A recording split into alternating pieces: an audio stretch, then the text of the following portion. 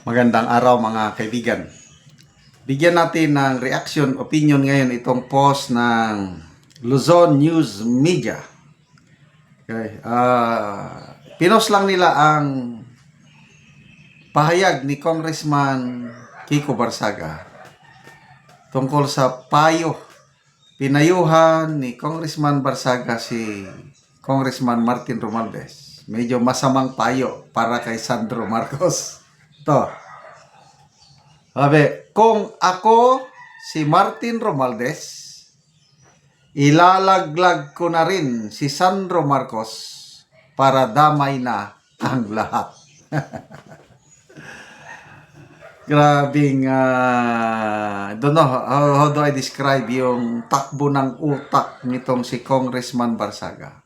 Palaban, very creative yung mga birado niya. As early as now, paparesign niya na ang bagong Speaker of the House. Dahil rubber stamp lang daw siya ni Romualdez. Tapos, ang dami niyang, inasar niya si Congressman Sandro Marcos at Congresswoman Garin 2 days ago. Nag-viral yung galit na sila. Hello, Sandro, kumusta ng kaso ng tito mo? So, mas okay yung reaction ni Congressman Sandro Marcos dahil hindi niya napinansin. That's okay. Yan ang professional. Ang hindi professional, yung kay Congressman Garin dahil ginano niya. Tumigil ka, ayaw mong ganyan. Ginano niya yung camera, di ba? Nag-viral ngayon. Yung nababasa kong comments, ano daw, lady bodyguard daw itong si Garin ni Sandro. Napilitan siya tuloy nagpaliwanag na dinadala niya yung camera sa aking mukha. Hindi naman. So, laglaga na. Si Saldico, yan ang link, malaking link kay Martin Romualdez. So, makita nyo yung mga testimonies sa Senate hearing. Unang natutumbok si Romualdez, si Saldico.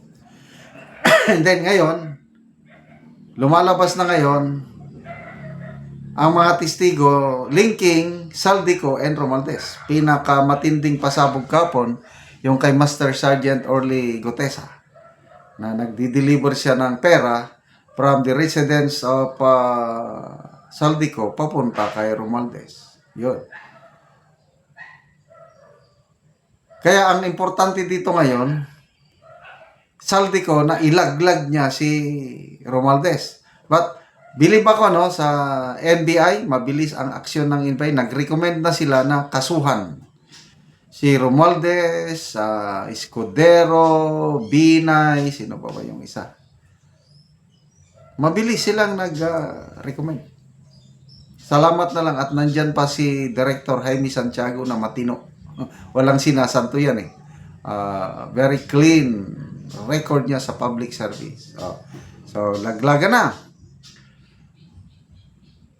Romualdez, ilalaglag niya si Sandro. No way. Malayong mangyari yan. Ang nakikita ko na medyo delikado silang lahat, including Congressman Sandro Marcos, itong ICI. Umiikot ngayon ang ICI tandem ni Mayor Magalong at Secretary Vince Dizon. Na panood kong reel kahapon na nung una, La Union, bisita nila. So, crime of the scene na yun, yung La Union na yun. Kahapon nakapanood ako ng sa Davao Occidental. Yun, talagang in-interview nilang mga tao. Wala talaga. Palpak ng mga projects. Nanawagan si dating Governor Luis Chavit Singson na ang ICI dapat imbestigahan niya, puntahan niya ang Ilocos Norte, Ilocos Sur. Tapos, iminungkay ni Senator Marcoleta na sa susunod na Blue Ribbon hearing, imbitahan si Governor Singson doon, magsasalita. Nako, maglalabas na. Pag ang ICI nagbisita sa Ilocos Norte at may makita doon, Diyan na sila kakaban. Kasi itong si Mayor Magalong, nung general pa siya, hindi nyo yan madidiktahan. Pag ang ebidensya, i-point niya, Ilocos Norte, may kalokohan, mapapahiya sila dyan. Hindi nyo pwedeng bulungan na huwag nyo nang puntahan. Ano eh. Kahit si Secretary Dizon, silang dalawa, ang ganda yung tandem nila. Ang loyalty nila, hindi yung nag-appoint sa kanila. Ang loyalty nila, taong bayan, of course, God, country, and people. Kasi itong si Secretary Dizon, ang dami ng administrasyon na nakapag-serve. Panahon pa ni Erap, nag-serve na siya under kay Erap. Panahon ni Gloria, panahon ni Pinoy, Duterte, hanggang ngayon. Ibig sabihin, matino. Galit na galit siya sa pangyayari niyan sa DPWH. Nagmumura na nga siya sa... Saan ba yung nagmumura nga? PI siya. Wala ka, hindi ka ba naawa sa mga bata, sa mga nakatira dyan? Sabi niya sa isang engineer na, bakit mo binayaran ng contractor? Hindi, patapos. Gano'n, nag-PI siya. Meron pa siyang isang interview na, kayo, I do not care. Kahit maubos lahat ang district engineer, maubos lahat ang regional director sa DPW, I do not care. Yan. Yan ang mga sincero na mga words. Galit. May emotion.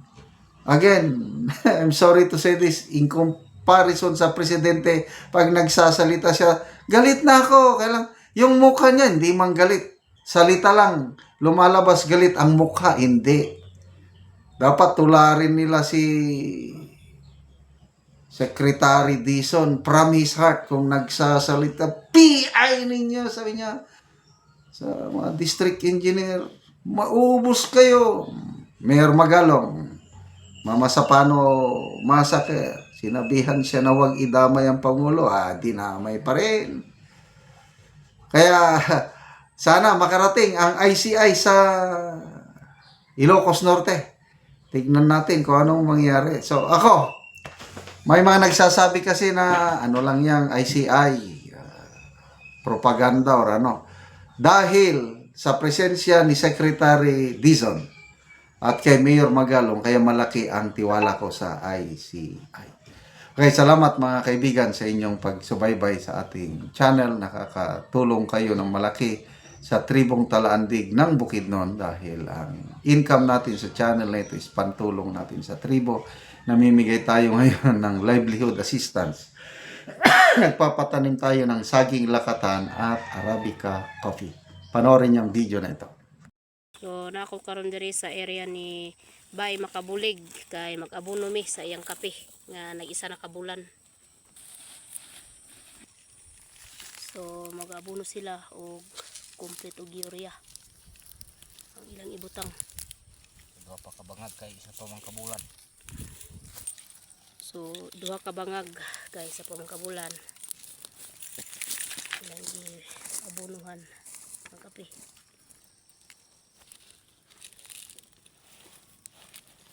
So, mo ni ang kape ni Bae Makabulig 1,800 ni kapunuan. So, tag 25 ang isa ka punuan ani. So, 29 ka pamilya ang nakatanom sa kape.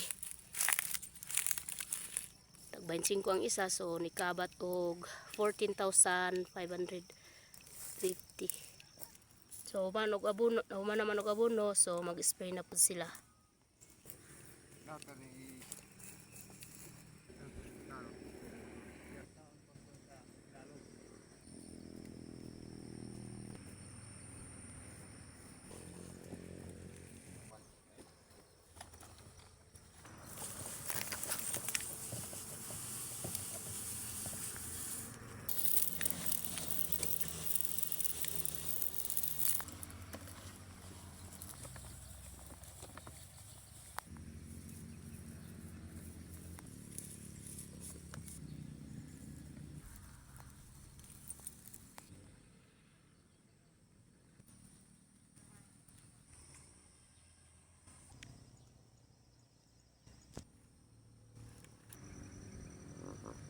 So salamat kay sa Ginoo o sa nag-sponsor ani nga kape nga nakapananom ra gyud mi og iyahan ni Bae Makabulig. Salamat.